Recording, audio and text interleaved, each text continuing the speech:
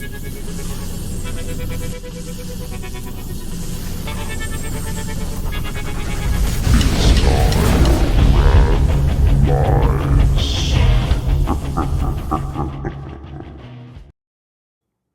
finally recording, and I'm just happy to have you on here, Blakwatter. Oh, thanks for having Much me. love to you. I've been trying to have this podcast for a while now because, I just, well, one of the things is I love bringing in some of the community members into the podcast. I've had a few people who've been around the community. I don't know, Human Aeon. So I've had Reed over, and I met Reed a long time ago in the gym, in the sauna. For some reason, we exchanged numbers. People kept telling me about him, and then we just connected. And then, I just love the interconnections that I have in Long Beach, because Long Beach is kind of like this beautiful city, the center of the universe, some people might say. But it's got a sort of like this community with edge to it. Yeah, for sure. Yeah, I mean? Right. Yeah. I mean, even every part of it has like an edge to it a little bit, right? Right.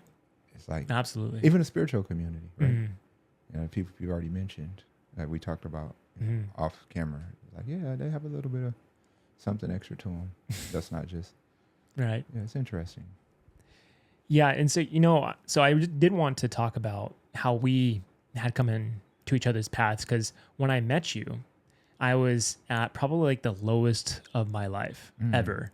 And the way it kind of happened, I was searching for an acupuncturist. And at the time I was dealing with all my concussion symptoms. And I had read in this book called The Concussion Repair Manual by Dr. Dan Engel. He said, acupuncture is probably one of the best things. So what you want to do is stack your treatments. Don't just isolate one thing for recovery. You want to actually stack things together, meaning acupuncture, hyperbaric, cold plunging, sauna, all these things, put them together and then see the results from there. And so what I had done is I just went on my phone, on my Maps app from my Apple phone, and I just searched acupuncturist, and your shop was the closest one to me, was like down the block from it's walking distance. Yeah. So I had That's nice. So then I just went to go see you, right? And then so I was just struggling, man. And when we would do treatment, we would talk, just about life. And a lot of the treatment was that. And it was just, fascinating how you started teaching me about things and changing my perspective on things. And you helped me understand the elements. You helped me understand just kind of putting things into context about the energetic body. And so it was so helpful to me. And I don't think you understand how much of an impact and imprint you made in my life, but you did. And so, when I wanted to get you on here because of that reason, and I've had many of my mentors on this podcast for a specific reason, so I finally have you on here, and I'm just really grateful to have you on, brother, and the impact you have on the community. I always see it. Everyone knows you. You're very well respected. You've been one of the co-hosts for the Yoga on the Bluff. And man, I'm just really stoked to have you on. I appreciate it. And it's true. I was having that conversation this a couple of days ago, or maybe this morning or something like that. And I really I'm not as aware of how I affect people. And I think that's a good thing for me, because it allows me to stay humble. And I'm like, it's interesting. Like I just do what I think I'm doing what I'm supposed to do. That's all.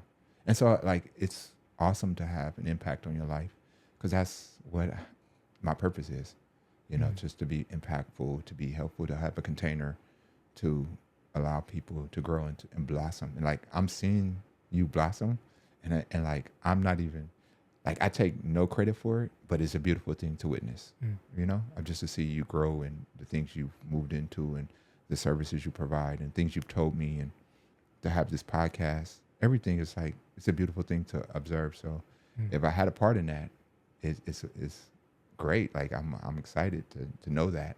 But at the same time, it's like I'm just, walking with you, friend, just taking that step with you. And I'm glad you decided to take that step, because I provide the same service to everyone. And,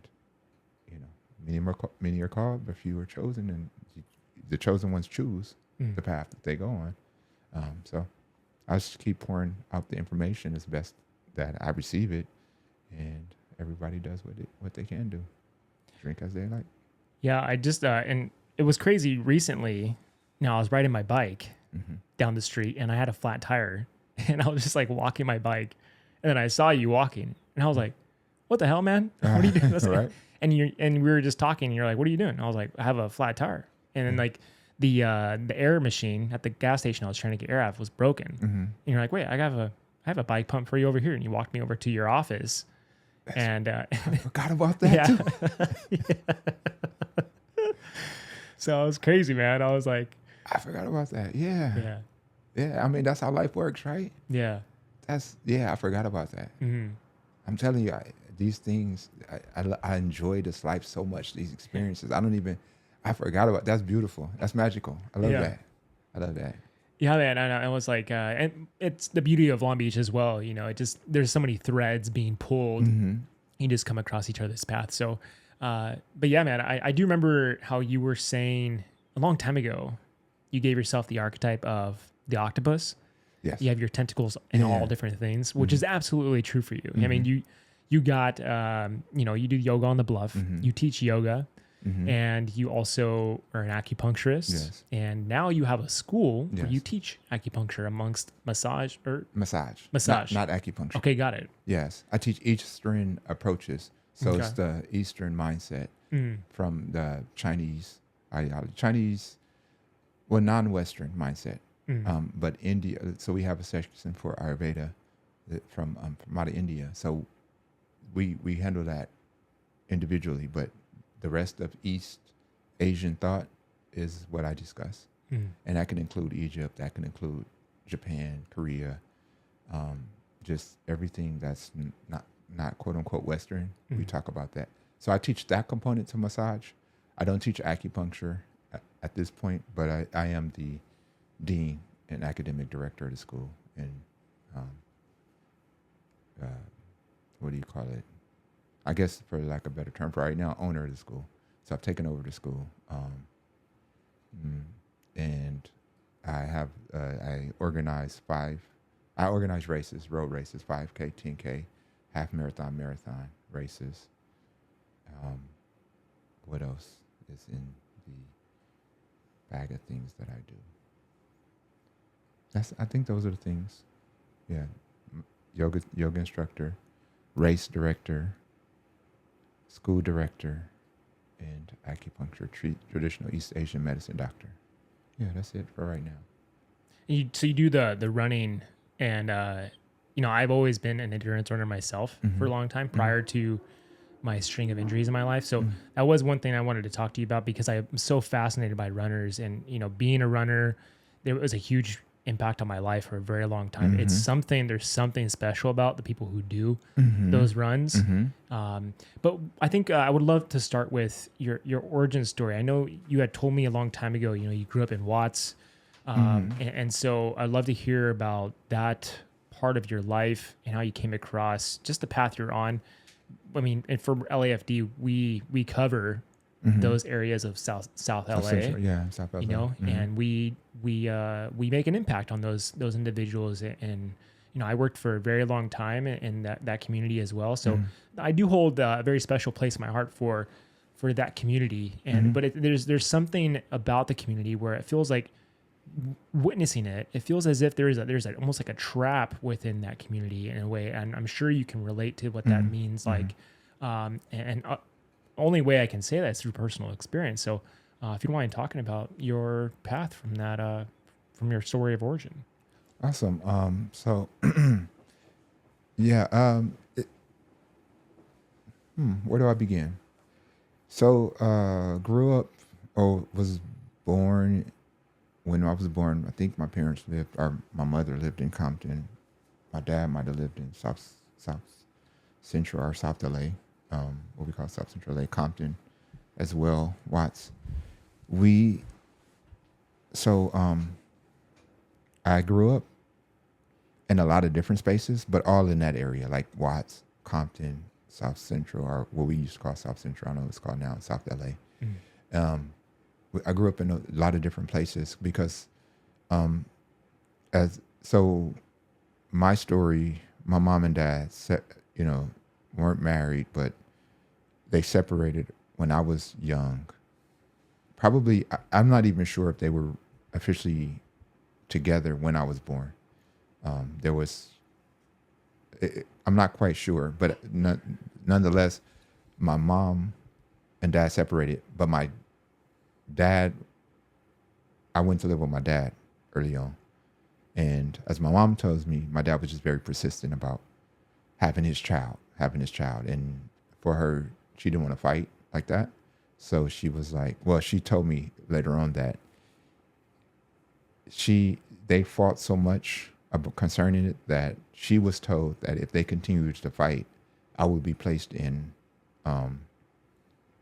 like a foster care system.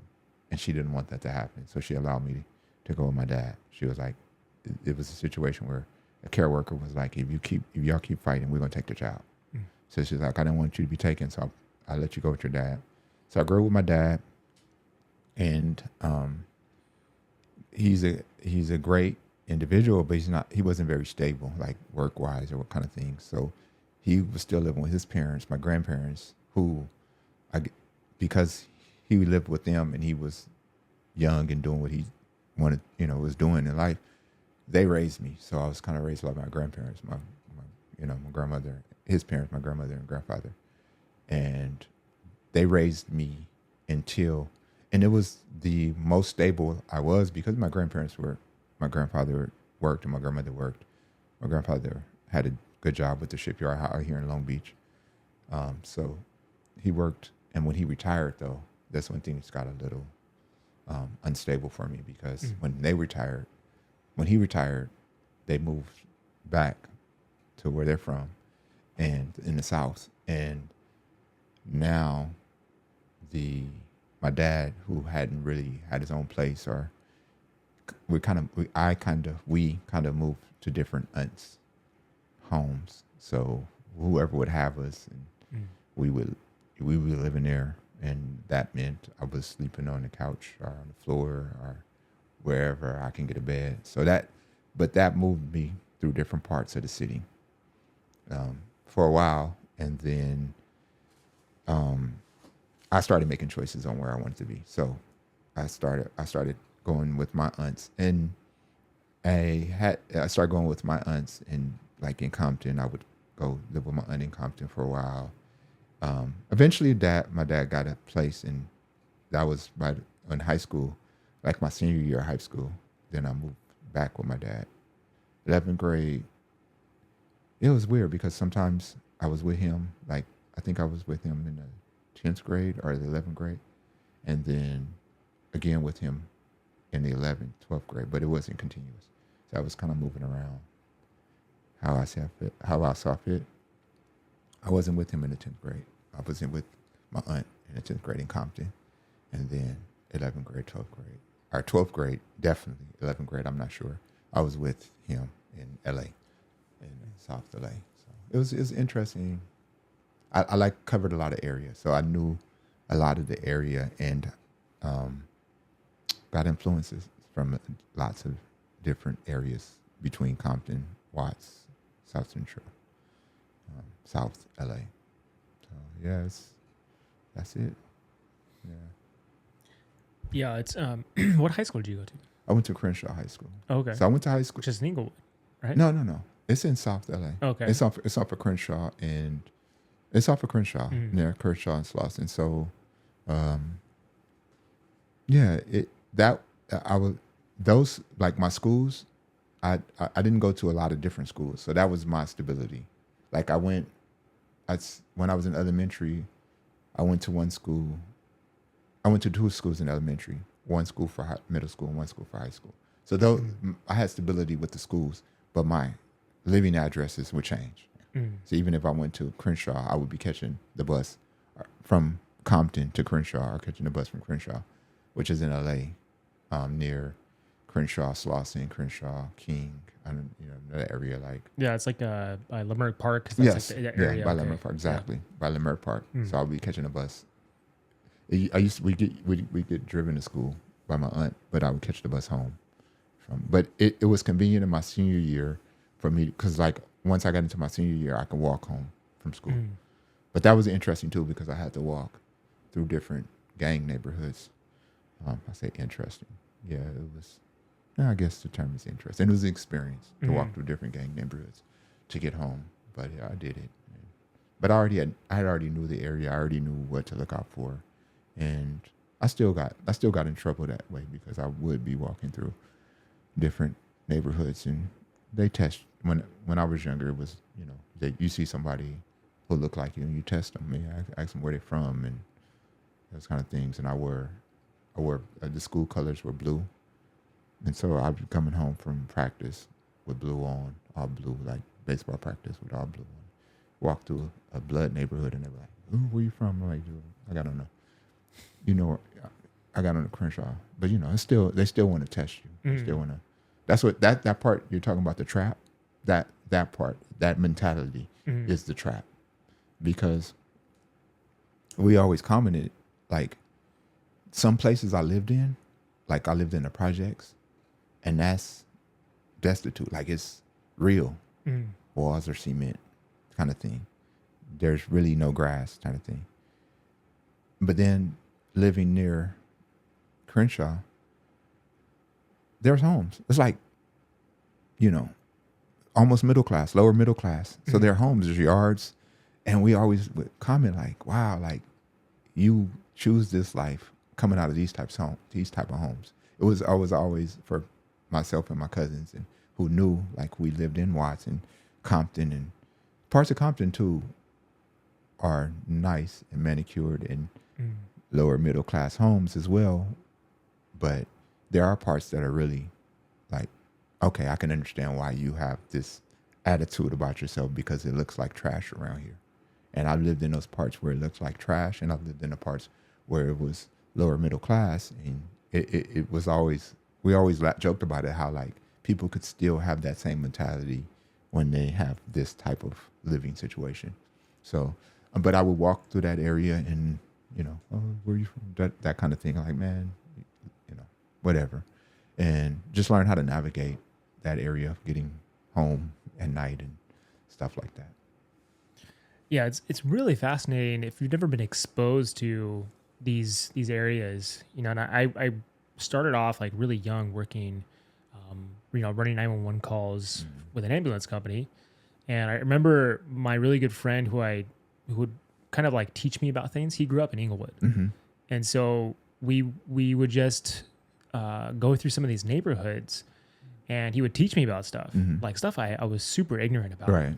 And I just remember we had a call with this really old lady in Compton, and we were on Piru Street.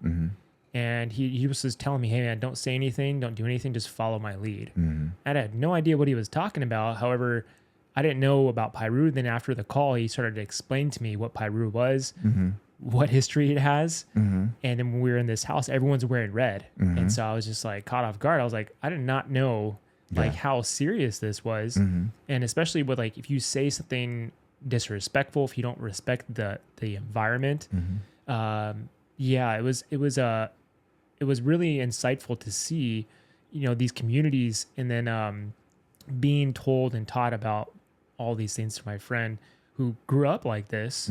It was really fascinating. And also I felt really lucky in order to come across these neighborhoods and learn about, this culture and understand the culture and be more respectful to people. It was really interesting, but it was crazy because he would always come into work and he still lived in Inglewood. People would break into his car all the time, steal his stuff.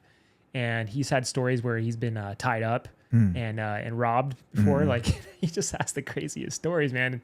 And he's got the best attitude. But besides all that, I am curious about, what drew you into Eastern medicine, what brought you onto the path you live now, because it's definitely a different path for many people. I mean, for those who come across, a path of the yoga or the path of, Chinese medicine, it's just, we all have a special link to what drew us there,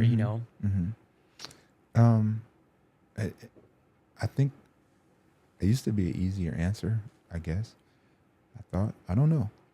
it's like always been an affinity of mine since I was young. Of course, I've always wanted to study medicine. You know, that I was the kid say, "What do you want to be when you grow up?" I want to be a doctor, right? But by the time in Compton, there was a doctor. There's a doctor who's passed, and Dr. Goss.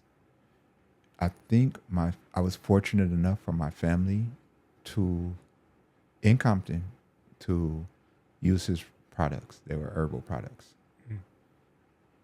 You know what? Let me give you, because this might be the defining thing for me.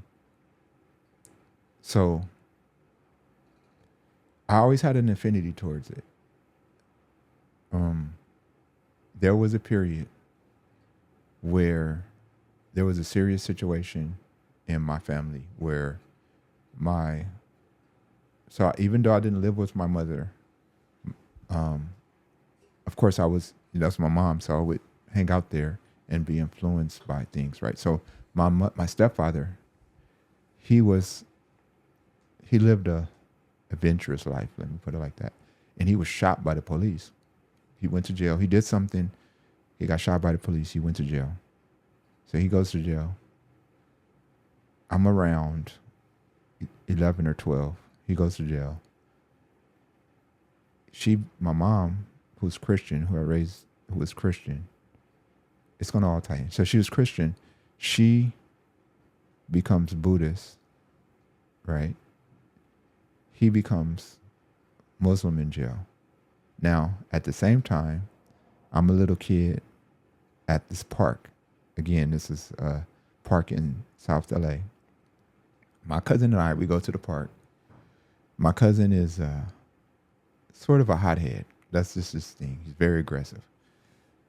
He gets into it with this kid, and it was we were collecting bees in a bottle, and the kids got into it. So he beats the kid up. So it's him and I, he beats the kid up. The kid brother is gang related. We're at the park where all the gang members hang out. So now they beat us up. They jump us and beat us up. So, we go home beat up, and we go back and fight. Well, my family comes back. We go back and fight. We do all of that. After that, I end up having to go to the doctor. I went to the doctor, I guess just to get checked out, and find out I have a bladder infection. I think it might have just been benign and not even related to it. It might have just been that I went to the doctor because I got beat up, and then they just happened to discover, they gave me a urine test and found maybe blood or something in my urine. Mm. But I did get kicked in the kidneys and in the bladder. I got stumped out in that altercation. But so we go to the doctor, and then my mom goes, "Well, you should become vegetarian." Now she's Buddhist, so it makes sense. She goes, "You should become vegetarian." So I'm like, "Oh, I should become vegetarian." So I stopped eating meat. So I'm about 11, 12, I stopped eating meat. And that probably shifted the way I thought about health, because I was able to, I didn't take any medicine for it. I just stopped drinking sodas, stopped eating candy, and stopped eating meat. And then, my bladder got better. So I think that switched it onto my mind that there's a natural cure to everything, But then it also had that religious context. Now I'm exploring health just in a physical sense, and I'm exploring religion with a different paradigm, because all I'd known was Christianity, my grandma and my mom. And now I'm presented with a new philosophical understanding or religious understanding of the world. Two of them, two new. One Islam and one Buddhism. So I'm started studying both at the same time. And then also the natural diet, all those things at the same time. So I think that's what shifted me and going, oh, let me go this route. I want to be a doctor, but let me go this route with medicine. And so I think that was the defining moment, really. Like I always had the propensity, but then when these things presented themselves and I was able to experiment with them, and I liked the tenets of Buddhism. I liked that idea, like, oh, this is cool. It asks for a little bit more of you, a little bit more intentionality than I felt Christianity did. I felt like Christianity was more like, you're a sinner, you're born in sin, and the best thing you can do is just ask for forgiveness, and then God will be merciful. Whereas I felt like Buddhism was like, no, you can make a choice about how you show up. Like, you're right. You can look at these things and like be intentional and be responsible for the way you move forward in this life, or the things you observe, and whether you choose to suffer or not. That's kind of thing. I was like, oh, that's cool. And so I liked it, and it kind of stayed with me. And then we had Kung Fu movies. Yes. And then we had moved into high school, and we had the Wu-Tang Clan. And then the Wu-Tang Clan was like, all right, this is all this West Eastern stuff. And now it's really like, all right, I got to figure out what they're talking about, because I'm all into it. And they also, the Wu-Tang Clan also has Islamic influence and Eastern Asian influence, because they do 5% and you know, the nation, Islam, and those things. And then they have, so it really took what I had already was experiencing and just made it a convergence. And I was like, all right, I'm going to be a doctor, but I'm not going to be a Western doctor. I just don't know what it's going to be, what it's going to look like. And that's how I got there. There's a book I had read, The Tao of Wu. Have you ever read that before? Yeah. Okay, I haven't finished it though. Oh yeah. So I read that a long time ago. Someone had referenced it to me by the RZA. Yeah, the RZA. And you know, amazing book. Even the way it was written, it's written like in the way he talks. So it's a really fascinating book. Even like some of the sentences, there's no proper like paragraphing. It's just like one regular way of writing. It kind of reminded me of The Catcher in the Rye a little bit. So when I read that book, it hit me like really hard. I was like, wow, this is like really fascinating the way he thinks. And I grew up and being enamored by Shaolin monks. And so was he. So that always drew me in, was like being able to watch Bruce Lee Enter the Dragon, and just the discipline and focus this guy had. And I always wanted that, you know, like I would watch, you know, things as a kid, like Power Rangers, right? But it wasn't like this. This was like a real human being who had this ability, and it drew everybody in. And I thought I always was just wanted that specific discipline. I think that's most of the way I kind of made decisions in my life were always based off that. Like I always wanted to be that, and but never looking into the philosophy part of it until later in my life, where I started reading books on teachings from Zen masters to like samurai warriors or to master swordsmen, and then studying off that. It was just amazing the way it would just put things into context and riddles. And so it was so confusing, but also I would also have to like study what was being said, right? You know, but at the same time, it challenged my way of thinking, because we live in the Western world. You know, we take things for granted, especially like our mind activity. Yeah. You know, and so I think that challenged the way I would view my mind activity, discipline, focus, my interaction with others, my interaction with force and counterforce, and also balance. But those things were never taught to me specifically. And so when I met you, you know, we were just like, I was just eating everything you said up, because I think you're the first person to actually like put things into context for me. And also I was like using my own physical vessel as like a learning tool. It was the instrument of which I was learning to overcome. And I learned a little bit later on, it's not something I overcome. It's actually something I have to embody and also balance. And so, I mean, beautiful story. I'm sure there's much more to your story and how you came across, you know, but I'm that's an amazing way to view things, and also to, it seems like fate, you know, some destiny involved with it, you know. It's when the healer, and we have the same story if you think about it, right? You had a healing crisis, so to speak, concussion, and I had a series of like where I had this, what we considered as a bladder infection, which is a minor thing, but it was a result of, you know, an incident that put everything in front of me, and now I can experiment with my physical vessel and get me to this new insight on, again, how to assimilate this experiences of life and really be intentional about it. So we had the similar healing experience. Very true. If you think about it, right? I just, mine was as an adolescent, and, but everything is there for us always. So we have these, I was talking to you off camera just about how this is a challenging year for me.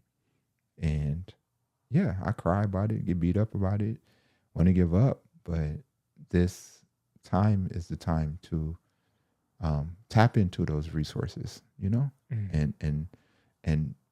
not even do anything, but just allow what's happening to happen. And like you said, embody these experiences, because that's what they're for. If we really know we're just the spirit having a human experience, and we should just recognize that when we can allow ourselves the opportunity to get down about it, but we also can be observant of it and just observe. Okay, that experience typically makes people feel bad, and it made you feel bad, but there's other experiences that you've had as well, and they'll pass. Their emotions, emotions have what? Motion in them, so they should move through. And that's how we stay vibrant, and we let the energy, the chi, move through us. So yes, it's part of it.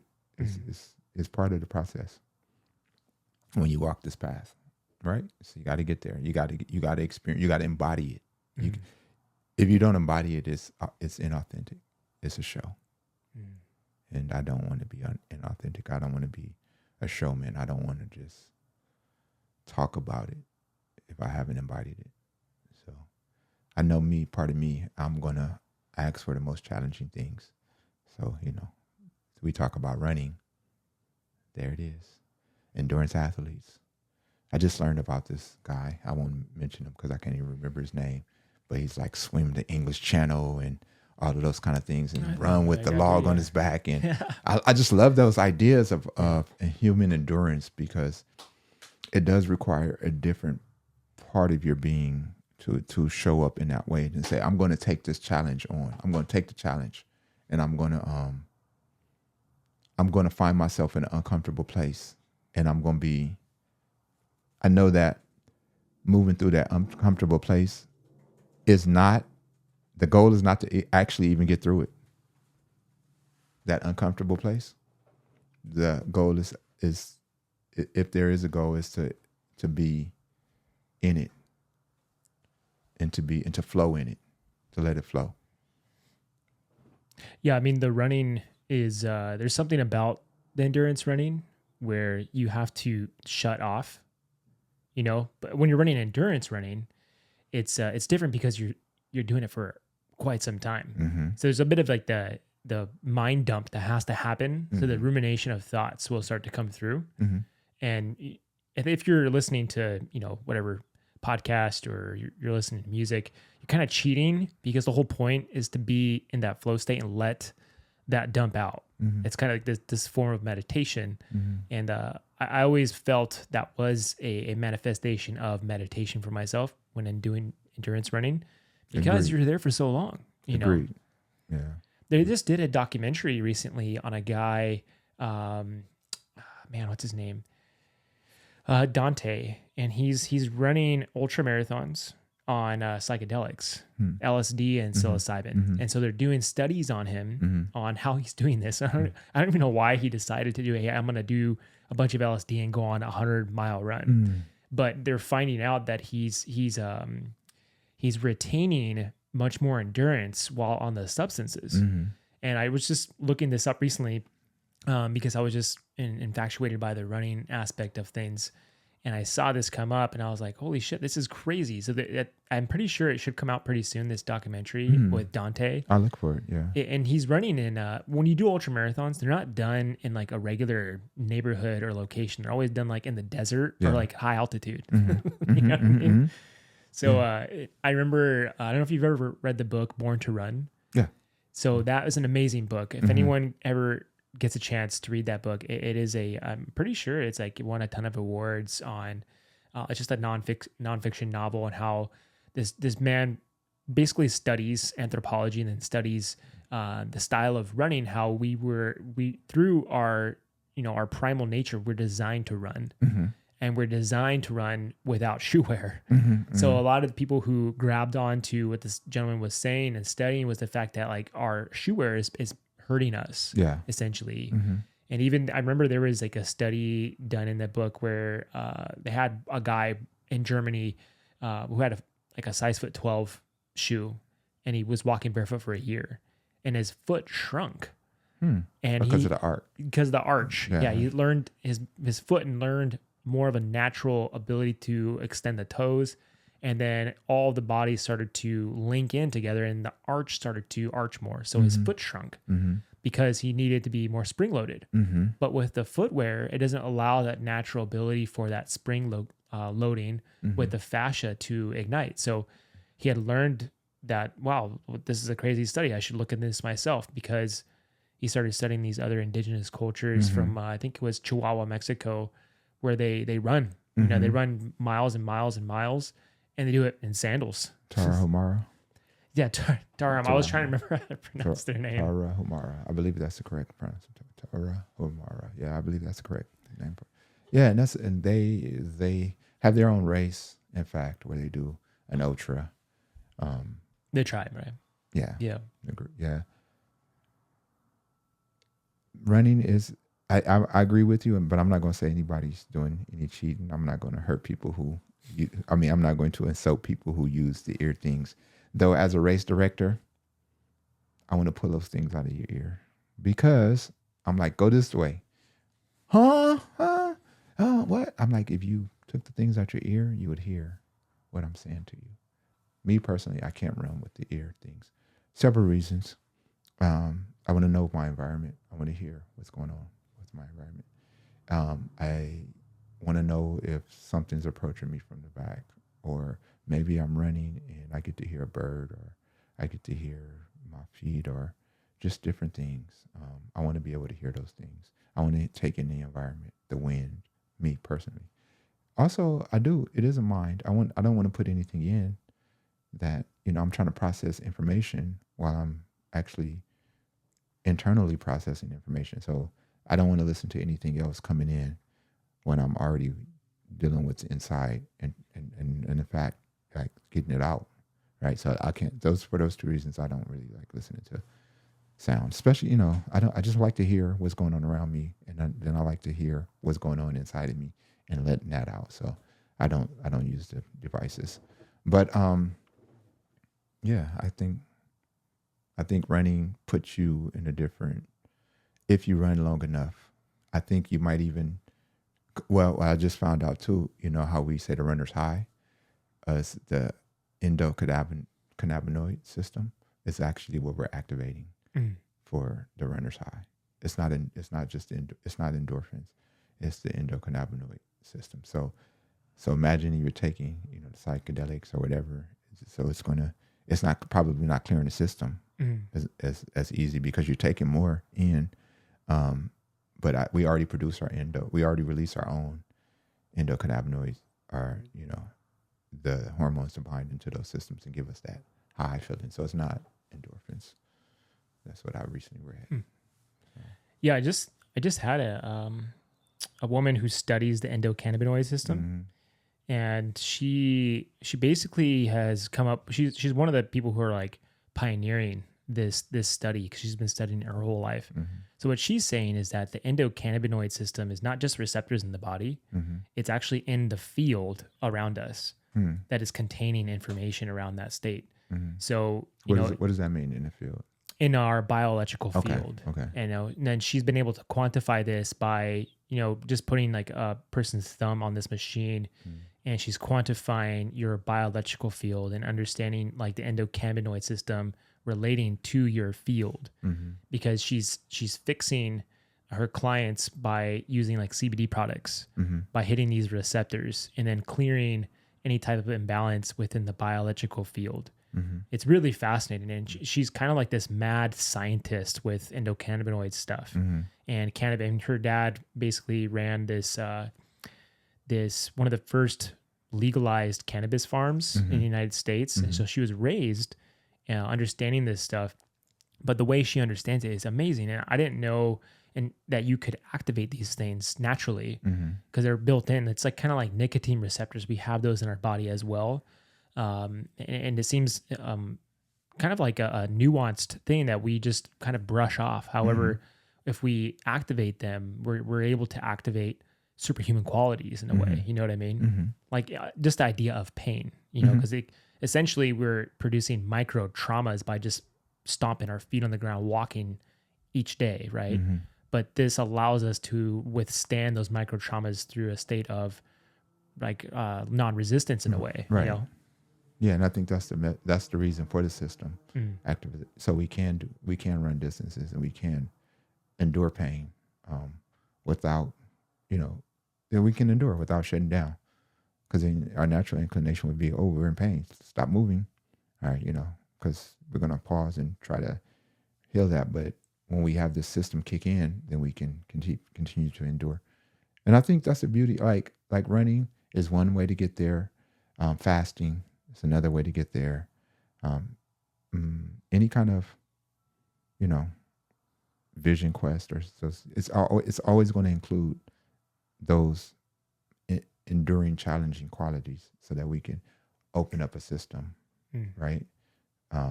Open up that system and get us closer to that experience that we're trying to attain. Yeah. Yeah, it seems like we require these like stressors in order for adaptability and evolution. And the natural inclination for our false mechanism that tries to control things is to resist those things. But when we fully invite ourselves into them, it kind of like dissolves that voice, that narrator trying to control outcomes, you know, or make these false illusions about things. And so once we dive into it, it's like, oh man, there's nothing to fear here. You know, actually I can withstand. I'm learning some type of some way to be resilient in a way. And that resilience starts that you're raising the bar of that resilience over time. And I think I've learned that I would do it too much. So I was out of balance where I would just push too far to the edge to feel that resilience. And it would bring me back to where I didn't know how to rest. You know, so there's a fine line with it where we have to learn how to rest, how to bring things back into balance. I'm sure you know more than I do about that. I agree with you. As you talk, just the idea of how we're missing in society this quality, like as in our current society, and so we seek it out. And as we seek it out, we sometimes overshoot the mark because we don't have a container. Like, you know, you have teachers, I have teachers, but and to your credit, you've done a good job of like having mentors and seeking those people, and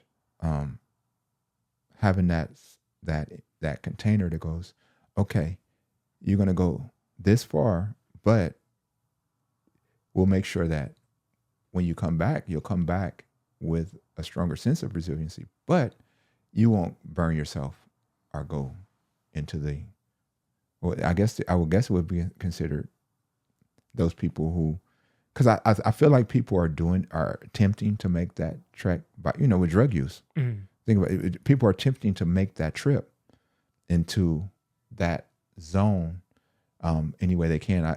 Drugs can be a aid to get there, but you can also just use this endurance, this fasting, these, you know, quests and long-term running or whatever it is that really pushes yourself, the stressors that really push yourself. You can use that to get there too, or you can use them synergistically. But you do need to say I don't want to say container because it seems like it holds you back, but I want to say this is the space for you to go there, and it's a soft bubble that you can push past.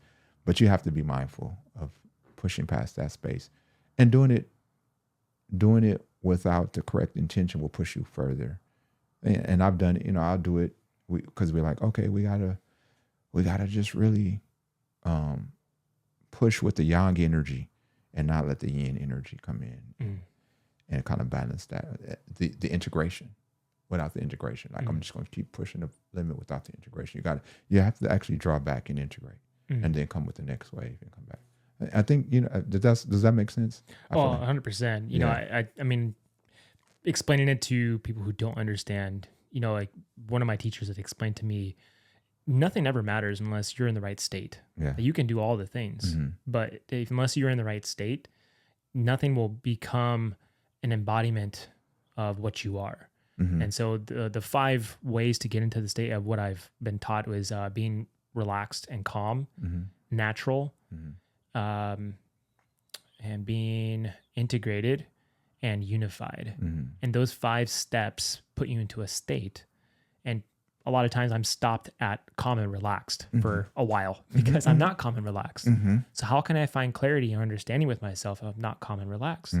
So a lot of that is a practice for me to be in a mental state with those 2 things. And I'm playing with them constantly, but and natural is a very strange thing for people because what natural means is you are becoming autonomous with yourself. You're not being a victim of your mind. You're not being a victim of your body. You're not being a victim of circumstance. You're in a natural, relaxed, calm state. And so what you're trying to say is, balancing yin and yang is easier said than done. Yeah, indeed. It really is. Yeah, indeed. It is. But that's necessary for the dynamic tension and the experience. Because when we find ourselves in imbalance, which is like you say, easier said than done, because we sort of are without the true intention of it, we can push ourselves either in either direction. Because I mean, even if we use psychedelics, and I'm speaking to the use of psychedelics or any kind of stimulant, or not even a stimulant, any kind of exogenous type substance that was going to put us in a different state, we can use it and it could take us into a very yin space where we're not very motivated to do anything, to live this experience. We like to be in that yin space. It keeps us chill. We're cool. Everything is calm, but we're not facing the experience. We can go the other direction and then be overly stimulated. We can take a lot of yang energy and boost ourselves.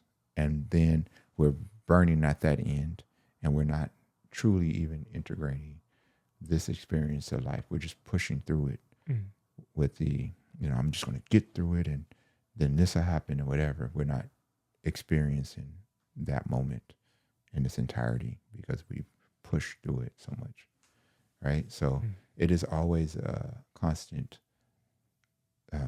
movement of yin and yang, and it should remain in tension, and we should be aware of it.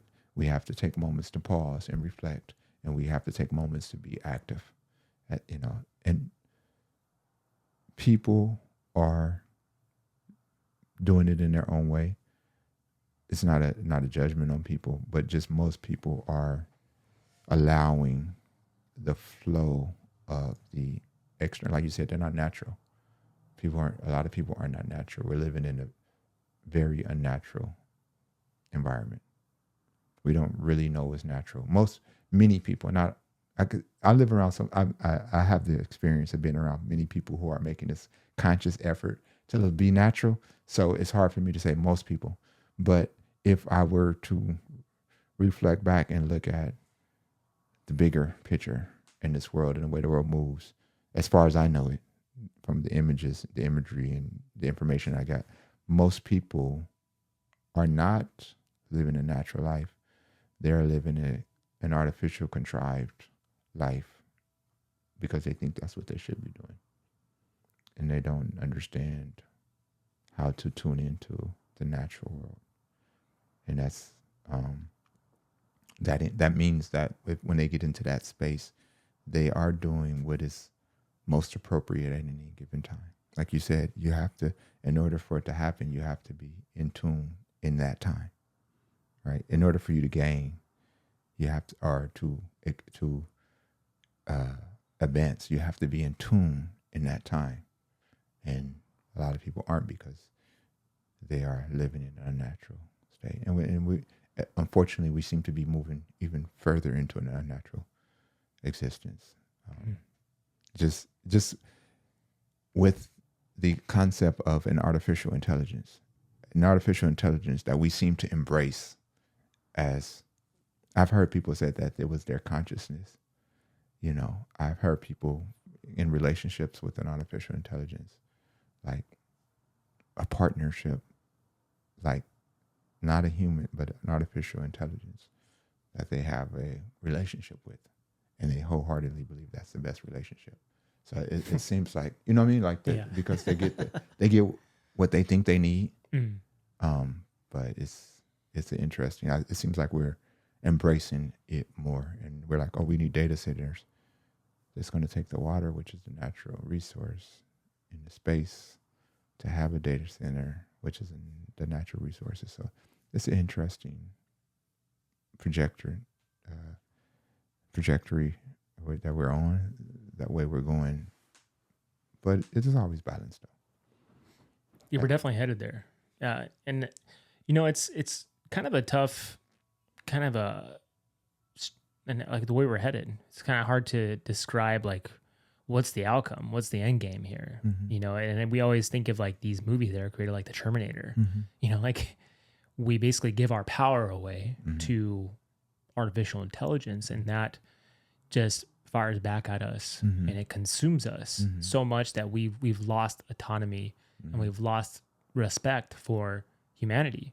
We've lost respect to the needs of the planet, you know, and so we've bastardized ourselves into submission of an alternate thing that makes us feel comfortable. You know, so I think that's a very something to ponder, and it's something to look at. You know, and I know you do all the things that are helping people to go the opposite way. You know, and just do yoga on the bluff, in the sun, with a community, in the grass, and in this beautiful view. And now it's going to segue into yoga, because yoga's, I learned yoga through, I started doing P90X at a very young age. And those DVDs, when you just put the DVD in and you just learned how to exercise, and that prepped me for the physique I had to become a firefighter. You know, it helped me do push-ups, pull-ups. What do we do in the fire academy? Push-ups, pull-ups, run. And that's it, pretty much. And I was able to do like almost like 35, 40 pull-ups in like one sitting. And, but in those DVD sets, you had yoga. There was like P90X yoga. And I remember it was like this Ashtanga yoga, very fast, very young, which is like this masculine way of doing yoga, very quick, very challenging. And I felt it to be really helpful, the way I was moving my body in these sequences, and also teaching my body the natural rhythm and flow of how the body is designed to move. But further down the road, when I met Haley was a yoga teacher, and she taught me more about this sequencing and the body movements, and not only just the movements of yoga, but there was more to it. Yoga is one of the 8 limbs of yoga, which is just one part of it. And for the most part, from what I understand, is that yogis were looking for the samadhi, the absorption of the human experience. And what they would do is they would be meditating for so long, they needed to move their body. So that's how the sequences started to be birthed into the 8 limbs of yoga, because they'd be sitting in this, you know, lotus pose for hours on end. And then, okay, now it's time to actually move the body so you don't blow your back out, basically. But as I started to become enamored by the art of yoga and the teachings and the lifestyle of yoga, because it really extracted from the thought of the Western world, and just the idea of like santosha. Like that's such a beautiful concept. It's just contentment. Be content with what you have.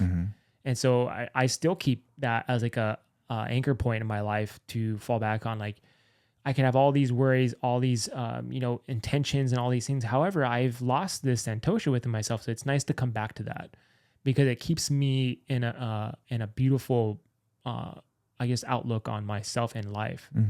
So I'd love for you to even go further into that. There's so much more to yoga, but, yeah, brother, whatever you have to say about yoga. It's so much I'm a yoga teacher. I'm not the yogi. Not yet. Again, as I said off camera, soon I'm going to be moving to the mountains, riding dragons, and living off of the dew of the mountains and the tea leaves. I'm going to drink just the dew of mountains and live. But until I get to that point, I'm a yoga teacher. But to the point of santosha, just gratitude. This is what we call it in the West, gratitude. And what we see as yoga most of the time is just the asana, the movements, which is only a component of yoga. What we have to be mindful of when we have information. So yoga is an operating system. It's an operating system. So it's not the operating system. It's an operating system, a way to approach life, just like any religion is. Yoga is not a religion, though. You have to be careful of that. Just to clear that up, it's an operating system and a philosophical system, and with a goal and an intention. So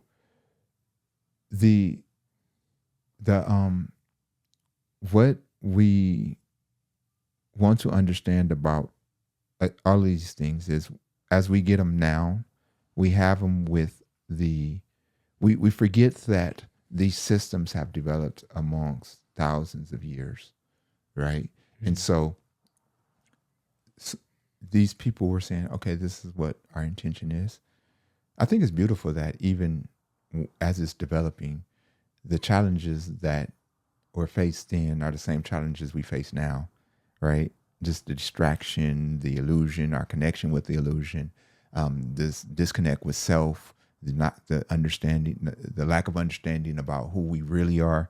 All of those things were problems then, and they're problems now. But as we move through this lineage of time, we start to bring in different elements that work. Like, oh, that's going to work too. Oh, but what about this issue? And you're right. Sitting in meditation for 8 hours can hurt your body. Lack of circulation, just sitting in one pose, which they were able to do. And, at least that's what they profess to do. And they were able to just to sit in that such a long time that they say, okay, we need to move as well. And then we have different systems for different body types. So, that P90 yoga was perfect for you. Yeah. Because it got you to think differently about just the way you move your body. It didn't have the philosophical component to it, or the intentionality to it. And that's exactly what it should do. So, I'm going to say yoga is overall just a great concept and a great yoga system. I mean, a great operating system, but different branches of yoga and different styles of yoga are going to have a different objective, and that's great too. The Ashtanga yoga moves and into these poses, and it stops at a certain space until you get to the next pose, which is a beautiful way to look at life. It always is an opportunity to look at how you move in life. How does your physical body move, and how your mental mind operates at any time when you practice yoga. You have that opportunity to do so. And that's what is a little different from just working out. Because one thing, and we're changing that as we work out too, but working out used to be such a linear thing, right? Just to push up and to pull up. Such a linear concept. It builds muscle, but what yoga was able to do, because part of yoga, as we call it yoga, the asanas, it developed in more recent times from gymnasts, people who were doing gym movements, right? So then we get this movements that are more gymnast style, the bends and the flips, and though you're not flipping in yoga, but the back bends and the handstands and those kind of things are more gymnastics type movements. So gymnastics existed, and then yoga, certain styles of yoga came out of that gymnastic type mindset. And again, it's still appropriate. It's still appropriate because the intention. What is your intention? You're trying to address people who are athletic. You're trying to address young people, right? So you develop these styles that these young people are going to be locked into. And then from that point, they too can develop their physical and mental bodies, right? And people say spiritual bodies. But my idea of the spirit is at some levels, and there's different levels of it, but at some levels, the spirit is not something that you necessarily have an influence over. I think the spirit is there and you can access the spirit and listen to the spirit, but I think you don't necessarily alter your spirit. I think your spirit in the form of how you show up in the day, your vibrancy, your energy, that spirit, yes, you can alter, but the bigger soul, it is what it is. It's all knowing, all being. It has all the answers and all the questions, and it's neither, it's everything and nothing. So that part is nothing we really can do about it. As we show up in the spiritual world, like, I'm happy, I'm sad, those kind of things, the emotional spirit, and then our mental, how do we think, and the things we think about, and then our physical. I think those things we can alter, but the soul is eternal, and we don't have to worry about that. Honestly, it's just in the other things that we like to say, mind, body, and soul, mind, body, and spirit, the things we can play with and alter. So that yoga is able to address all three. Whereas, other things might not. Running can do that too. Endurance sports can do that. Everything could do it if we had the right intentionality about it. Like even working out could do it. Because I feel so much better when I work out and my mind is clear. All of those things can get you there. It's just when we say yoga, we're intentional about this is what we're trying to do. We're trying to alter the way not alter, but recognize, observe what you're connected to. That's what are you yoked to? What are you connected to? Who are you? How do you show up? How could this be a tool for you to show up in the way that you want to show up? What things do you need to let go of? What things do you want to bring in? And understand that you can do that. This is what the only thing that yoga said. How can I clear it all out and just become everything around me? How can I do that? This is what yoga says it attempts to do. And the asanas are just a part of it, not even a big part of it, just part of it. All right? Yeah, well, beautifully said. And it's really hard to grasp unless you really take time to study it. Mm-hmm. I think when I started to actually study yoga and the path of a yogi, I had to take it piece by piece, like the yamas and the niyamas. Mm-hmm. It was like I was stuck like maybe for a few months just trying to read up on those things and understand them. Mm-hmm. And when I started to really embody some certain different movements, it was like, man, my body is not comfortable in this position. So it's like, this is something I can work on. And for any first responder listening, the yoga we need as first responders is going to be yin yoga, because we live in a dominant yang state, which is that masculine fire, sympathetic. We have to bring that into balance with that yin yoga, which is going to be slow, methodical movements with sitting in a pose for about 10 minutes and breathing into that. And that just brings clarity of mind, brings your heart rate at a low state, and you're finally relaxed and you're able to dump out the excess mind activity, which I found yin yoga to be truly amazing, where I was taught this. I was taught to do yin yoga because I can balance those things. And what I have found was with the body, yoga's a technology. It's an ancient technology that's been derived, like you have said, cultivated over thousands of years. And so this is by no accident whatsoever. How some of these ancient mystics, they've discovered how the body should move in sequence with these things. So these sequences are not random. They're specific. And so what I had studied with the fascial line system is that every pose integrates these fascial line systems into integration, essentially. You got the deep frontal line. I don't know if you understand. You ever heard of the deep frontal line by any chance? It's like basically the vertical channel within our system, which is it's been referred to as the Sushumna Nadi, which is that central channel. And I know in Chinese medicine, they refer to that channel as the Chiang Mai. So they say that channel is the first channel that's derived since birth. So this is one of the first things that's given to you, Chiang Mai. Yes, Chiang Mai. So that's the first thing. The first thing that's given to you since birth is this, and being referred to as like the deep frontal line. That's like a pressure chamber. So when you're increasing pressure in that chamber, all of the compensating muscles that seem to be cause pain, those go offline once you increase pressure within the deep front line. So you got the superficial back line, the superficial front line, you got the functional back line, functional front line. So yoga. Are you talking about Myers? My fascial Yes. trains. So his anatomy, Yes. I've studied it, and the fascial system with yoga. But yoga integrates all these lines As within the does body. Chinese. And Chinese as well. The meridian system. So my question is, how do they figure this out? Yeah, indeed. Yeah, how do they figure this out? Yes. It's amazing. It is amazing because if you say, okay, we're in the Western world, we're just discovering the fascial system, the importance of the fascial system, because we would cut through the fascial systems and go, okay, here's the muscle, and kind of discard the fascia, and discard and not even recognize those connections. And you're right. How did they come up with this? And meditation, I don't know. It's something I'm pondering too, because I'm diving into it, right? Just because of the meridian system. And so when you're learning the meridian system, they go, okay, yeah, this is this level of meridian and this level, and these are the primaries, and here is the Chiang Mai, and here is the Bao Mai, and here is these extraordinary channels, and you're like, wow, okay, that's cool. I can see the visual because you give me a map, but how does that make sense?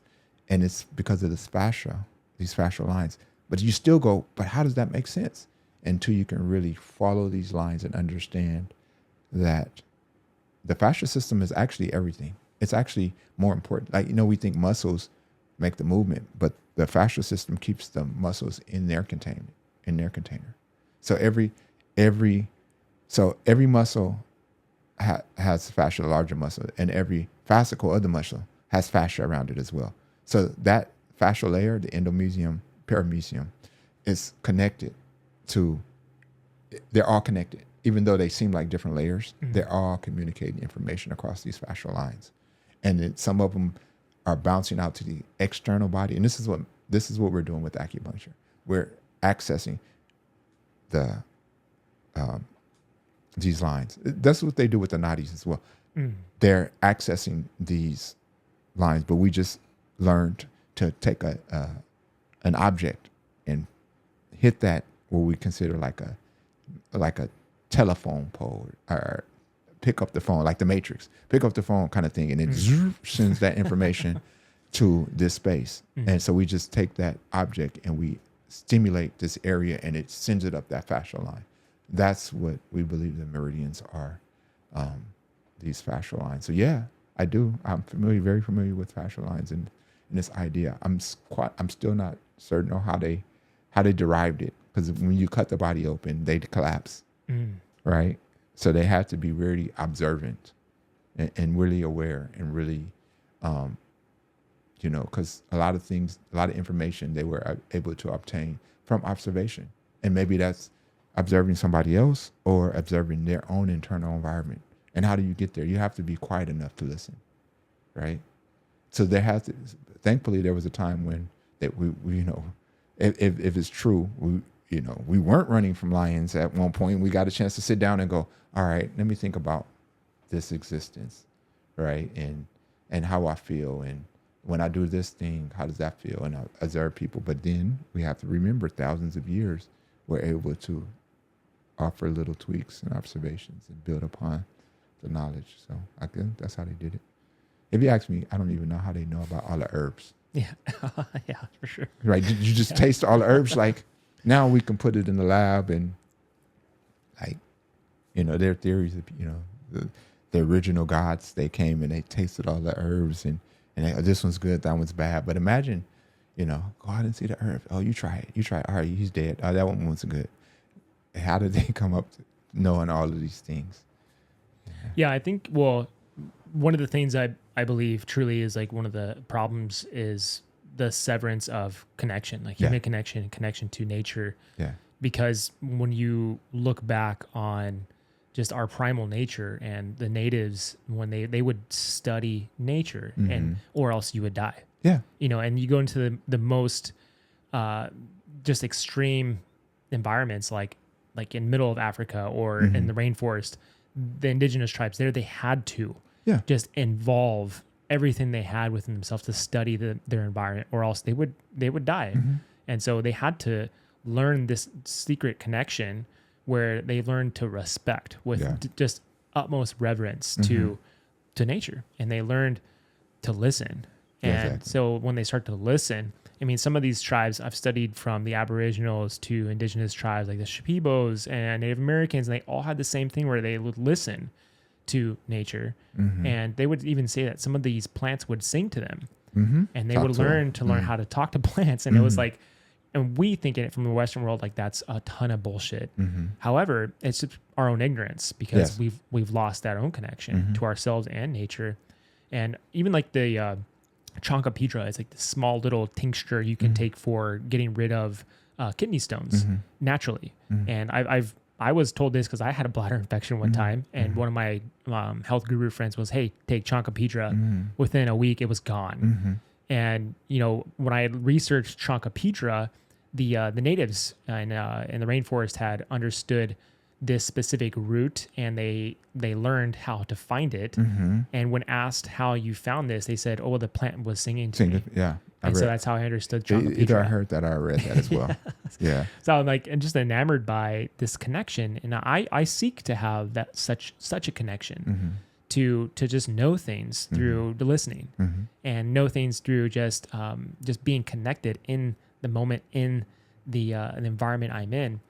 However, being distracted is like the problem, you know? So I'm looking constantly at my distractions, and not to shame or blame, but just to observe my distractions, to see where I'm at. It's just a good marker for myself, you know?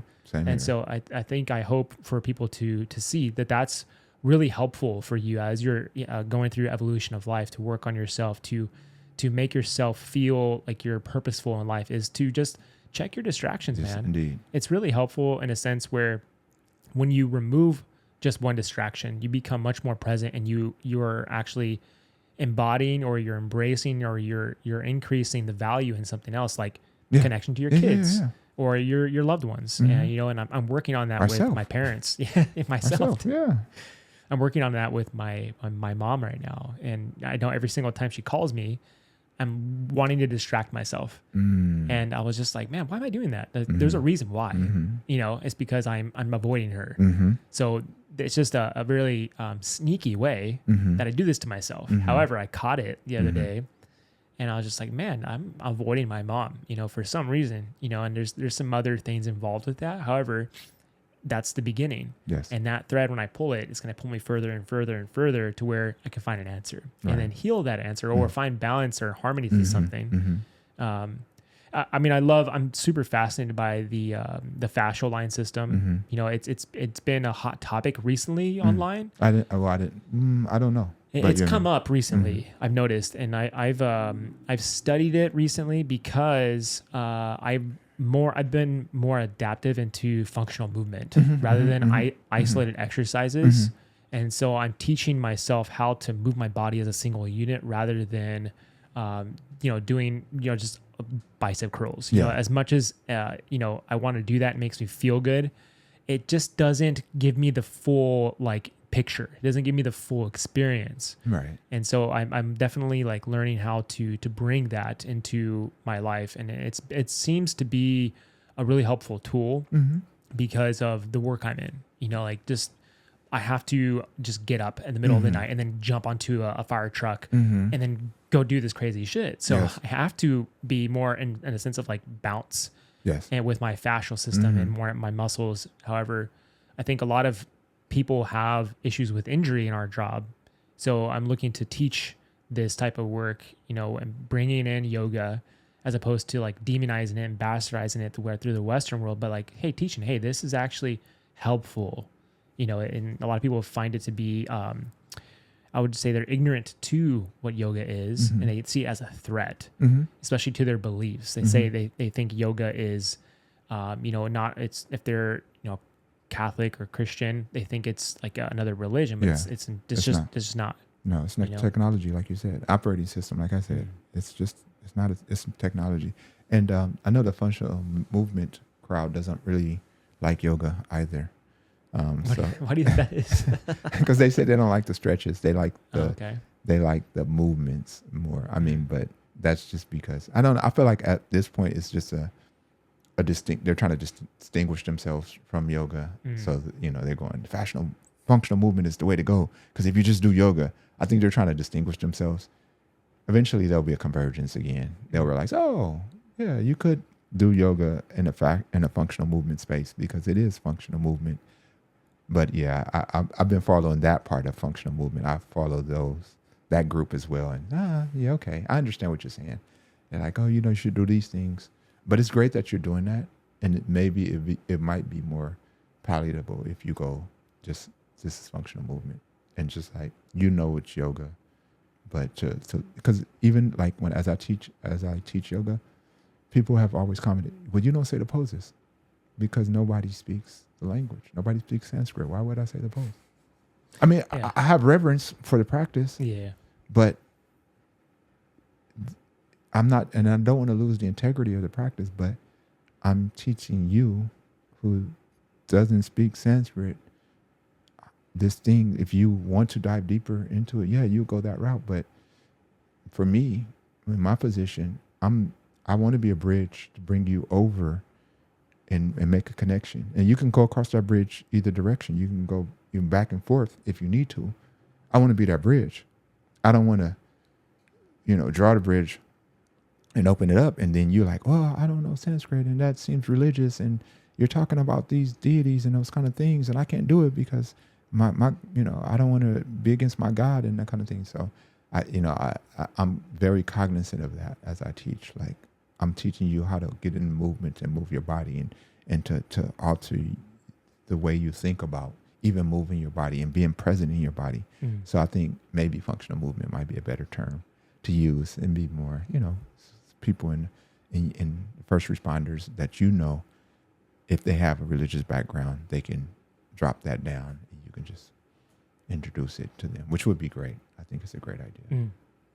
Yeah, no, you know what got me involved with understanding the deities of yoga and, you know, ancient, you know, Hindu mythology was, I found them so fascinating. And I actually, the way I believed it to be is that they're archetypes within us. I agree with you.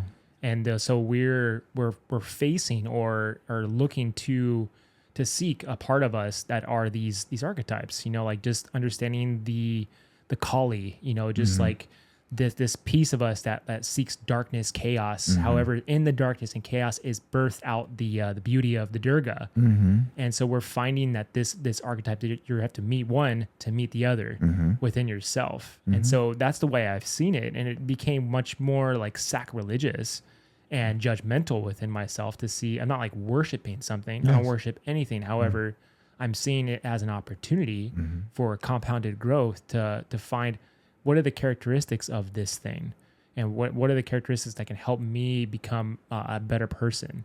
Like even like the idea of Ganesh, like the elephant, right? With the forearms and stuff. He's like, that is such a weird looking creature, you know, but what is that thing teaching? He's like, he's like this like gangster, you know, he's like just dressed in gold and he's kind of like this, kind of like a kingpin. It's like helping you to overcome obstacles in life. And it's like, hey, he has that Ganesh, that archetype has no tolerance for self-betrayal, has no tolerance for self-punishment. And so that archetype is kind of helping you along the way to learn how to overcome those obstacles with understanding that piece of him. And which I found to be enlightening at that point in my life, you know, so I always have Ganeshes all over my house and stuff because it served a purpose in my life. And it served a great aspect on how I was able to evolve in that time period, that chapter within whatever I was working through. And, you know, I don't know how we got to deities, but they're helpful. Well, yeah, we got into deities to dispel the myth that yoga is connected with religion. It doesn't have to be. And the deity, I would agree with you. And this is, because we have a monotheistic society at large, Christian, if we're Christian or Muslim or even in Judaism, it's monotheistic, and that's great. But other cultures have developed multiple aspects of gods and deities, and it's not to, in my experience, it's not to worship these deities as such. It is truly to look at an archetype, an aspect of this human experience, and say, I'm going to aspire to draw this type of energy, like Hanuman, which is the ultimate devotee, and just really be devoted to whatever it is I'm devoted to. I'm going to stretch myself as far as I can. It's speaking of bridges. I'm going to stretch my legs out across the ocean so that I can do what I need to do. I'm going to be ultimately devoted. All of these archetypes are just ways to put a standard for us to achieve. And I personally, from my observation and my experience, I don't think, even when we look at African cultures and the multiple gods there, it was still about an archetype being and what is this thing? I'm acknowledging that this thing exists, and I'm either aspiring toward that thing or just saying, hey, look, I need to be aware of this thing. I need to be aware of this part of me and this part in others. That's been my observation with all of this. And I think we kind of lose it because we think it's so black and white. The world is. It's either this or that. So how can you have all these deities? Well, you don't understand. You don't understand that this is a way for us to remember too. We didn't have books. So we have to tell stories, and we have to create these concepts. And then we keep telling the story about that concept, just like we do with our books. Like, in our culture, we have these staple nursery rhymes or these staple stories that I could talk to you about. Goldilocks and the Three Bears, right? Right. I can talk to you about that. So we have a concept, right? That was too much. That was too little. That was just right. And then we could talk about being in the Goldilocks zone. See, we can apply it if we can just remember that story. And this is what we do, what I believe other cultures did with these different deities and gods, is I can remember how to live if I remember the stories of these different deities and who they are and what they represent. They're all conceptual. It's a concept. That's why it's beyond me, because it's a concept. And then if it has to exist beyond me because it gives me room to aspire to it, right? And it gives me room to aspire to all of them. Because if I say I'm only this thing, then I have no opportunity to be the other thing or observe the other thing. I can only be this thing because this is my physical body. I can only be Rufus, Dr. Fuller Blakwatter. I can only be this thing. But if I have this thing above me, I can always look towards that concept. And I think that's what happened. I think we just got so literal with it. We took everything as this is the way it is. And even when it doesn't make sense, we go, this is the way it is. If we look at the Bible, this is what happened. That's the way it is. But it can't happen now. But it could happen then. But it can't happen now. The burning bush can't talk to me now. What is that about? Right? Yeah, for sure. What is the snake? How come snakes don't talk anymore? What is that about? But that was literal. We take it, that happened then, but it can't happen now because all of those stories in the Bible can only happen then. And I don't know why it can't happen now because it's the same God, but we just look at literal things and we forget that it's a concept. Even the stories in the Bible are concepts, and they help us remember things. And even the concept of Jesus being the Christ, that's a concept. That's an aspiration. The anointed one. That's an event that happens when you take a certain step and you move in certain directions. And that's not just for that individual. It's for everyone. It's for everyone. But we get so literal, and we look for an individual to be that thing. And it's sort of it has many factors to that too. That's layered. So I don't know. Yeah, definitely layered to be the right term. But in a sense, you're exactly correct. I think we took everything out of context, took everything literal, And when I had when one of my teachers asked me to understand what context means, she said, like, here's how you put things into context. The king and the queen died. She's like, okay, the king and the queen died of a broken heart. That's putting things in the context. Mm-hmm. So when we just read one sentence and we start putting meaning to one thing, we're now creating something that's much more far from the truth. Mm-hmm. And through thousands of years of just bastardizing, extracting things through control and fear and to condition the masses to believe one thing in order to make people believe something is something we have to question. Yes. And just to see, okay, the way I see it now is I always ask questions around things. I look at the design around things in order for me to find an utmost truth around it, or the way I can find how I can bring it into my own life for some use.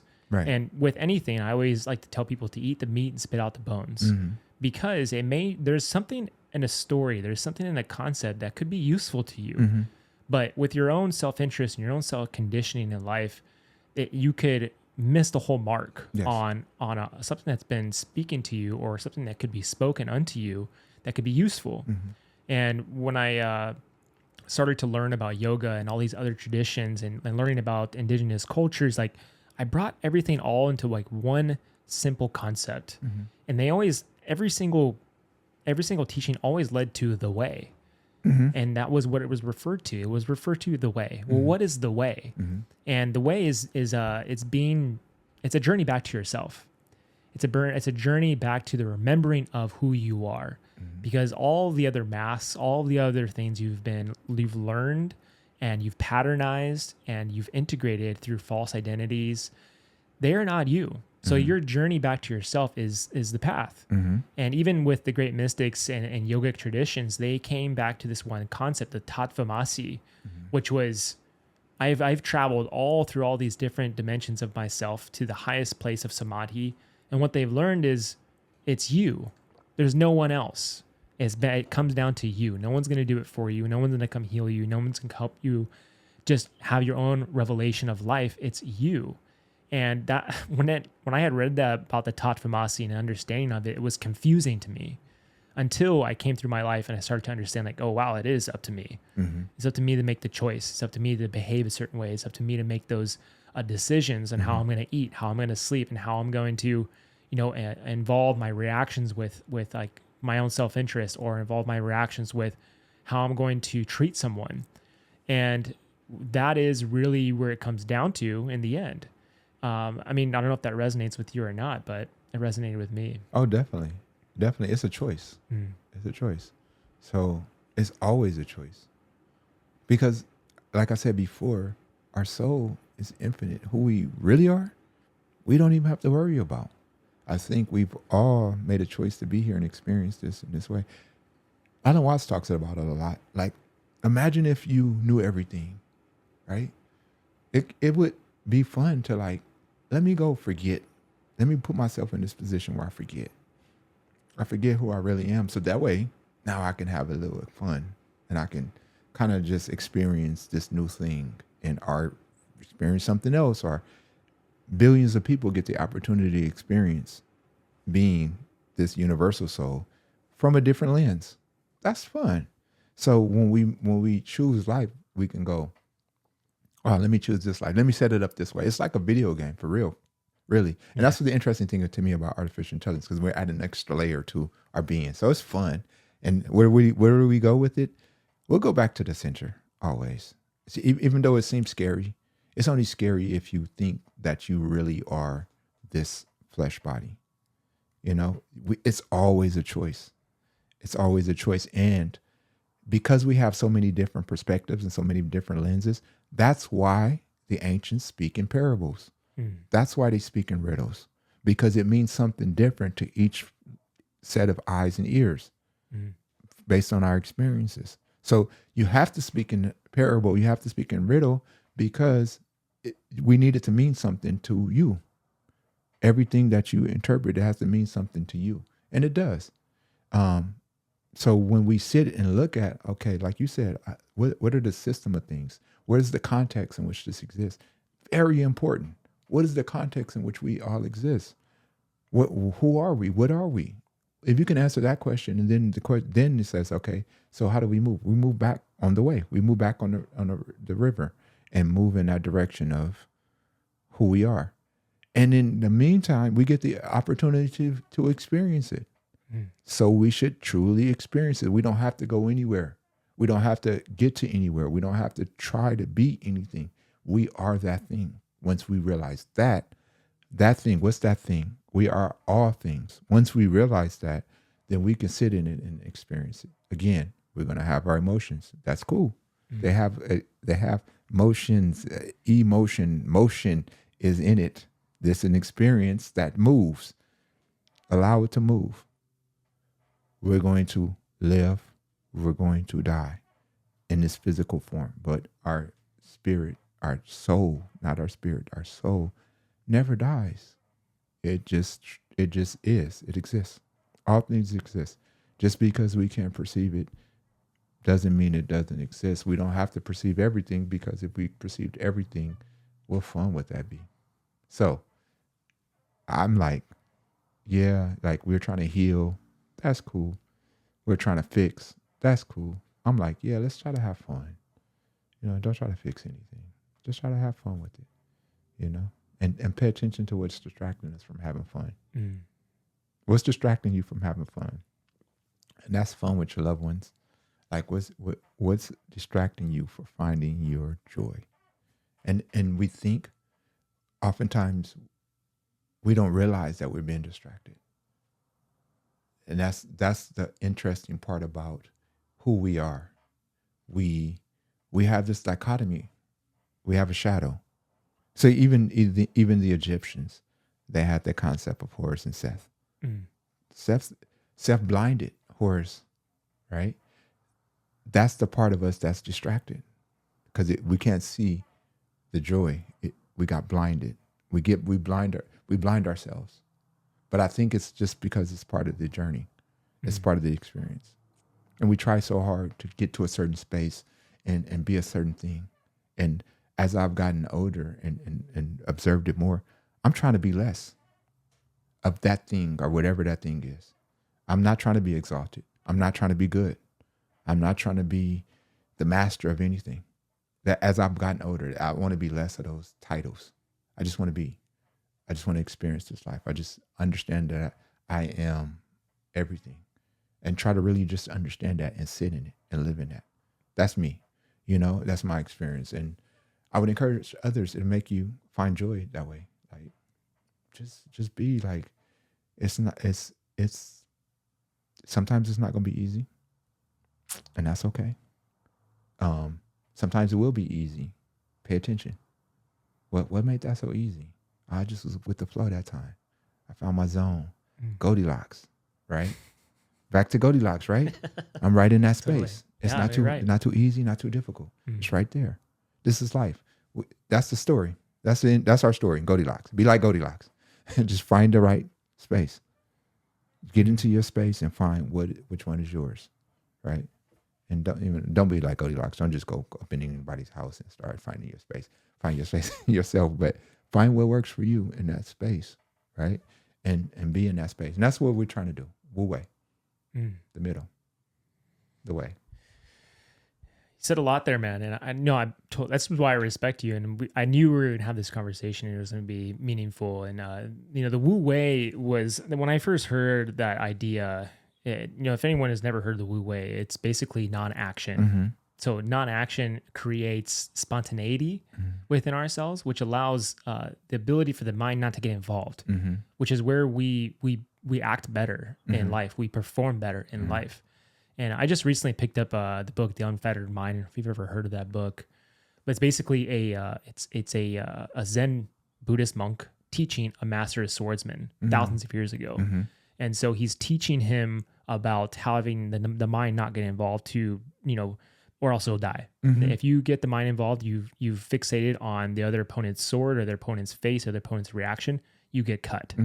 And so the whole concept is to understand what the mind's doing, how to not control it, but to not let it become fixated. And so when you've become fixated, you're already behind. Yes. And when I started reading it over and over and over, because it's a bunch of riddles. And it's also thousands of years old. So you're trying to understand these teachings, and they're all done in parables. They're all done in riddles. But what he's trying to get out of this master swordsman is to the Wu Wei, is to not put too much attention on the outcome. And when you do that, you're in the human experience. You are that. You are the master in that state. So the whole point of that is bringing that concept into everyday life and everything you do. And it's easier said than done. Indeed. When I'm at work, I am in much of a flow state. I just noticed this last time I worked 4 days straight, and I was in such a flow state. But I know that my nervous system is revved up. I know that I'm in all these experiences, but I just don't know like what is going on with the outcome. There is no outcome. It's just every call is a separate call. Every experience is a separate experience. And I have to just respect that and honor it and just live it fully. And when I do that, it makes me feel purposeful. It makes me feel like I'm in flow. It makes me feel like I'm capable of anything. And so that's the beauty of it, is the beauty of the Wu Wei in itself. And I think we try to just analyze everything to every minute detail. It doesn't have to be that way. No. But we want to, because we want to put so much understanding around things. And we over-identify with our traumas. We over-identify with our emotions. We over-identify with these false versions of ourselves because they're keeping us distracted. Yeah. And that's kind of like the theme we're talking about right now is to understand the distractions. And that is how you're over-identifying with things through analyzation. The microcosmic analyzation just can dig you a hole deeper and deeper. You know what I mean? But these practices like yoga opens up the body and brings silence to the mind, and things like qigong and these ancient practices, they're designed on purpose for you to lead you through the way of the unknown. And I think now I've understood that it's all about the mystery of life. Yes. The more I've done that and just being enamored by the mystery, it keeps me out of like, trying to worry, trying to just try instead of just doing. I love in The Matrix how Morpheus is talking to Neo and he's training him in that dojo. And he's like, what are you doing? Yes. You're better than this. And so he says, don't think you are, know you are. And so Neil's like, wait, what is he saying? I don't understand that. Until later, he just lets it all go. He starts understanding like he is everything. And he starts to just let go of all of the constructs. And he becomes the one. You know what I mean? Right. And he accelerated that, but that's where the ancients, this is where practice comes in. This is why you develop a yoga practice. Because it says in some cases you're going to go through this same process over and over and over again. And at first maybe you try to understand why you go through this process. Well, first you be like, I don't know what I'm doing. And then you go, all right, let me try to understand what this is. And then when you figure it out, it's a knowing without knowing type things. Like now you know. Like you really know. And you might not even be able to articulate that, but you know. And that's what happened with Neo. He knew. And so this is like, know you are. Know who you are. But that's where the practice comes in. So we go through these reps in life so that we can understand who we are. And it's interesting because I believe that when we come into this physical body, when we haven't completely embraced this new identity, we have a fluidity of being. And look at children. They have a fluidity of being. And this is why I don't teach yoga asana to children. Like I don't teach yoga to children. I'll do it in an event just to kind of expose them, but I'm not hard pressed on, I want to teach them every day, every week, a yoga class. I don't do that. Like I'll do an event like, oh yeah, this is yoga. This is fun. It's something I want them to get exposed to, especially in the environments in which I'm teaching yoga. I'm teaching it in the inner cities. And that's another thing. I only teach in like I won't go into one of these big studios and teach. Like I'm not going to say any names, but I won't go to any of those chain studios and teach. Not because it's not useful. It's just my purpose is not there. there are a lot of great teachers there. My purpose is with people like me who came from the inner city, who, when I was young, thought that yoga wasn't something for me. That was other people's thing, get down, yoga. And I only seen it very briefly because I had the good fortune of actually taking a yoga class when I was like 19 years old. So I was able to get exposure to yoga and like, oh, but I wasn't in love with it. Like I didn't really embrace it till years later. I was like, oh, it's cool. Because it was a yoga class in a university. So it wasn't really like, it could have been like there could have been a philosophy attached to it, but they really just were about the movement at the time. Mm-hmm. So to say all of that though, if we observe children, there's a fluidity of being, and we kind of like we as children we all come with a certain story, right? Because this is life. We carry with us our parents' story, and then our time of being. We hold in the energy on earth of those things that come in. This is why we can talk about astrology and go, so there's energy that's condensed based on the placement in the plane in which the earth is in relationship to all these other things. We condense that energy, and now we're being with that condensed energy. So we have these patterns that will play out for being in that energy at that time, right? And then we have our stories from our parents that come down that is coded through our body. And so now we come into this world, we have an experience, but there's still a fluidity of being with children. We learn through our societal things. Now we talk about our trauma. Okay, this is our collective trauma. And we do that with every age group. Like in elementary school, you have your collective trauma of your first grade and your first grade teacher and your friends. It might be traumatic, it might be joyous, but we have a story together. Then now I have my best friend, like my best friend. Why is that your best friend? Because we have a shared story, right? It's not gonna be your best friend if y'all don't have a shared story, including the trauma part of the story. Y'all remember how terrible that teacher was? She used to put us in the corner. That becomes part of your story, and then you move it up. And then we get to this rigid point of like, now we realize that there's a problem in our being for whatever reason. I don't care. You can identify as male, there's a problem that you have to be aware of. You can identify as a white person, there's a problem that you have to identify with. Identify as a black person, rich, poor, you're going to identify with certain things. And now we have to either, how do we embrace this part of our being that we've determined is part of our being? How do we manage that in the world with these opposing perspectives? That creates a dilemma in all of us. Do I have enough things to survive? That's one thing. And then all of these distractions, that's another thing.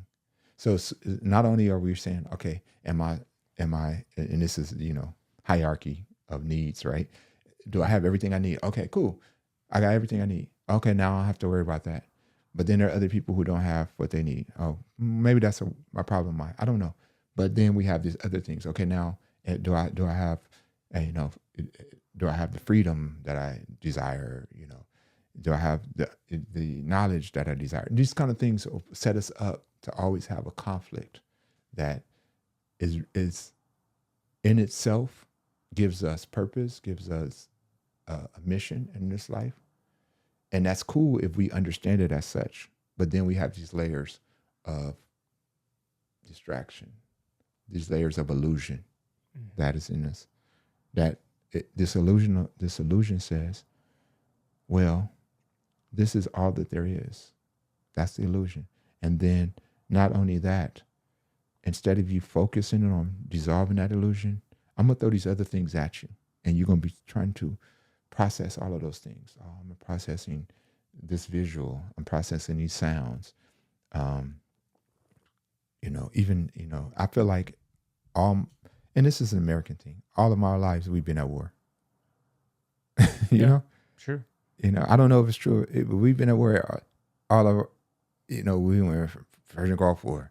Then this is the war here and the war there. And we're involved in all of these conflicts all the time. Our government spends all this money. Those things scare people to their core. And if that's not it, then the economy, And then if that's not it, something else.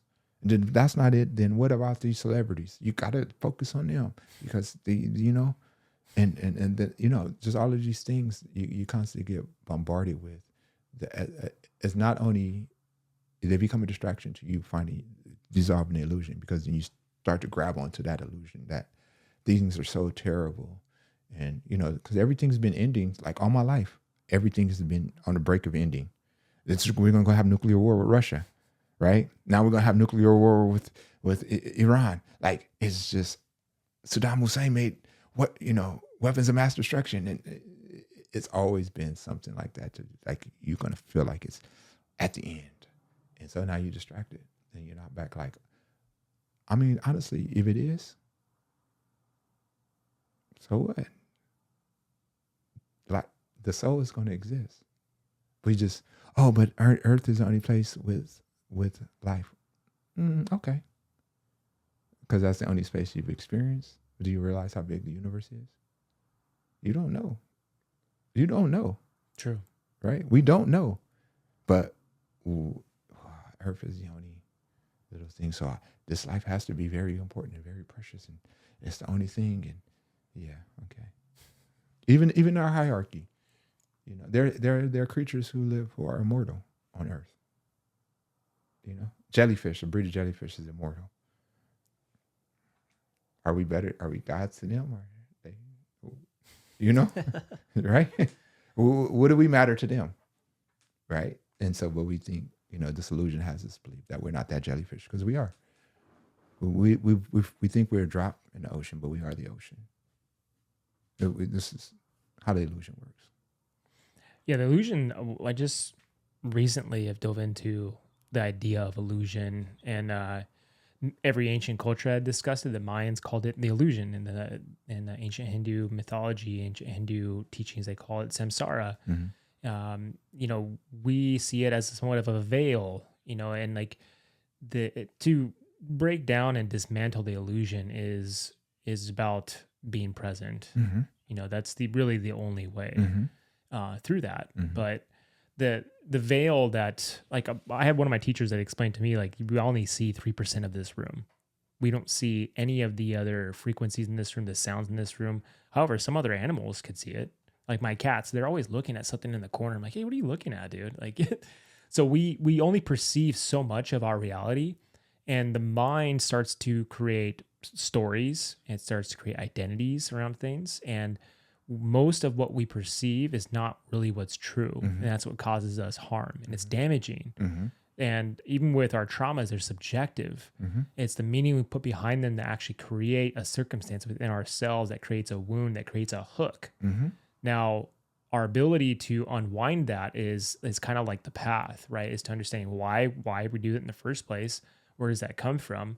How can we extract ourselves from keeping us in prison, essentially, encaged. Mm-hmm. And that's really what it is. We create our own imprisonment of our own selves. And that's the illusion as well. Mm-hmm. And so I think that's really the hard part. And it's there's so much grief around that engagement that we put ourselves on.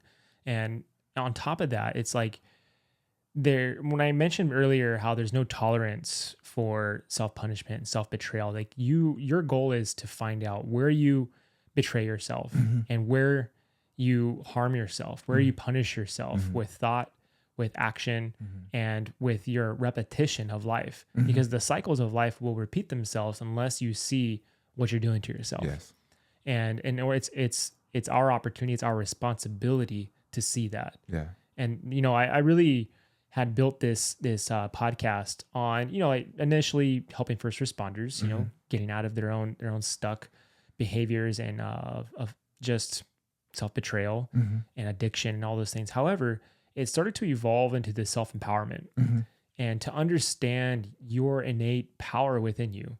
Like that's your goal, and everything around it that's keeping you from your own power, you're giving it away to someone else. Yes. You choose to give it away to someone else unless you start realizing what you're doing. Yes. And so my path has been to understand when I do it for my own self and to teach how not to do that, essentially.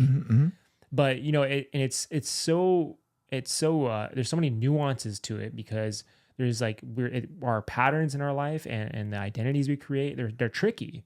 They trick us so much because they want us to be in a comfortable position for what's not real.